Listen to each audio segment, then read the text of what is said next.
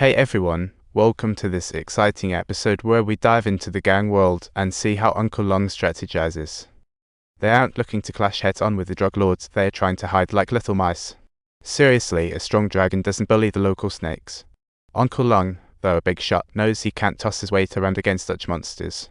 Everyone is busy thinking about ways to counter the drug dealer's power. Yet there's one guy who spends his days dreaming up how to flee. What a bold thinker. He's an old pal of Uncle Long, yet he's sold plenty of hard-earned secrets to Carl. What a turncoat.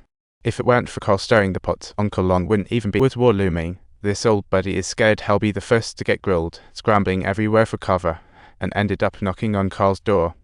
He tried to get Carl to cough up a few bucks to flee, but Carl's too busy looking out for himself to give a hoot. Remember, when Carl learned Uncle Long planned hydroponic farming, he excitedly told triad boss Ammon, hoping Ammon would stop Uncle Long. Instead, Ammon blew up Uncle Long's men. Ammon's ambition is soaring rapidly. Not only does he hold a contentious attitude towards Uncle Long, but he is also unwilling to be ousted from the scene. He is absolutely determined to completely seize control of Carl's territory, truly operating at full throttle. This has Carl feeling both mad and scared. While Ammon's busy making mischief, the real wolf is right beside him. Carl decides it's time to join forces with Zio's already dispatched hitmen to go after Uncle Long. They're lurking around his house, waiting for him like cats poised to pounce. Lucy's just fine, but Jilly took a hit, yikes. This quickly reached Uncle Long's ears, and with his henchmen getting hurt, there's no way he's going to just sit. Uncle Long is unaware of the approaching storm. While planning his next move, Carl rushes to tell Zio he's been ousted by triad member Ammon. His life's even on the line. Zio's reluctant to deal with him, but Carl drops a bombshell that has Zio fuming like a volcano about to erupt.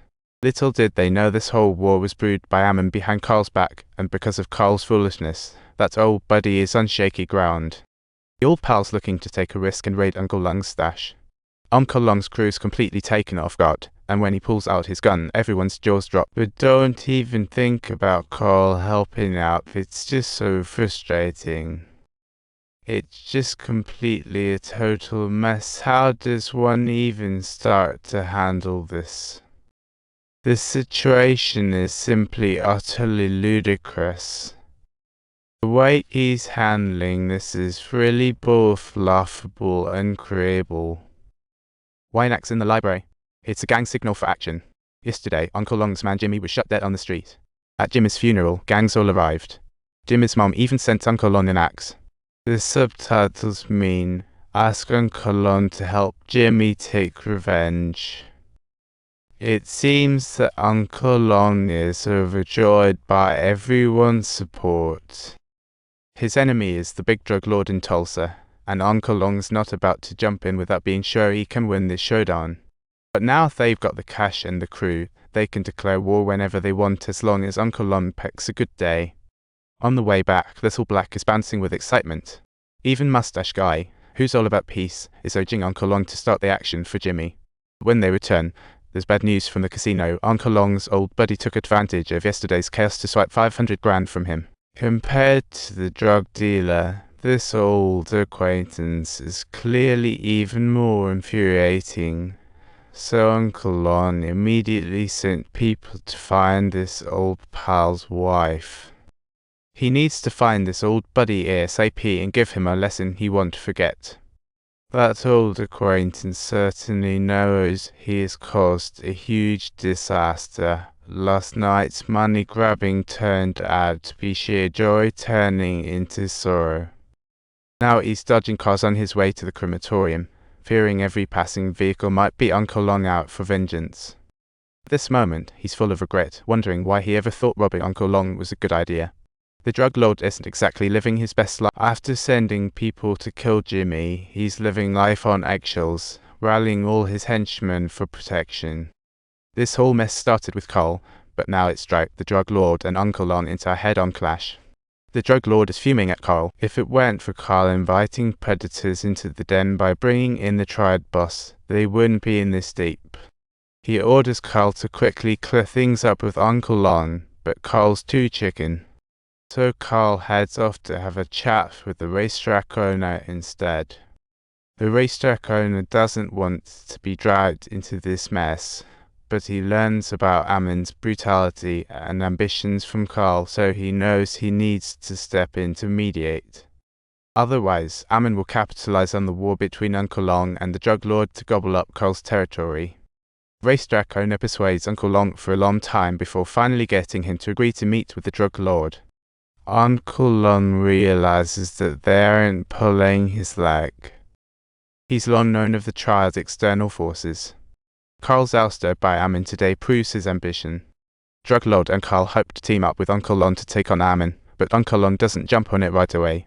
He says he needs to think it over first.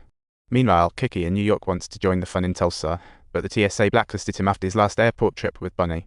Kiki has no choice but to take the train like a sad puppy. The gang war in Tulsa is about to kick off. Triad boss Ammon senses a crisis brewing as well, but just at this crucial moment, an unexpected visitor comes knocking. This is the old acquaintance who stole 500 from Uncle Long. Afraid of his revenge, he tells Ammon the racetrack owner is Uncle Long's weakness. Ammon, scratching his head for a breakthrough, suddenly feels pumped up by this bit of info and heads out to the racetrack that very night with his crew. Subtitles, but that night, given the dark and blustery skies, the racetrack owner is most likely fast asleep. Whereas Uncle Long, well, he has already foreseen all of this. Ammon still intends to escape, but he's already trapped like a turtle in a jar, and right at that moment the ineffective assistance finally arrives. Tonight, Ammon's escape route is cut off. That axe gifted by Jimmy's mother is about to come in handy. Tonight's events aren't just Uncle Long's payoff, but a turning point for the old friend's redemption. Actually, the old acquaintance sought Uncle Long to apologize before finding Ammon. He cried and repented, and seeing this, Uncle Long's crew suggested the old buddy redeem himself. And thus, there emerged an old acquaintance who became an inside man to search for Ammon. With Ammon gone, Uncle Long won't hold a grudge against his wayward old friend. After Uncle Long takes care of the Triad boss, their influence and territory will be lacking in leadership. Uncle Long plans to take over smoothly, but surprise. Carl wants a piece of that pie too.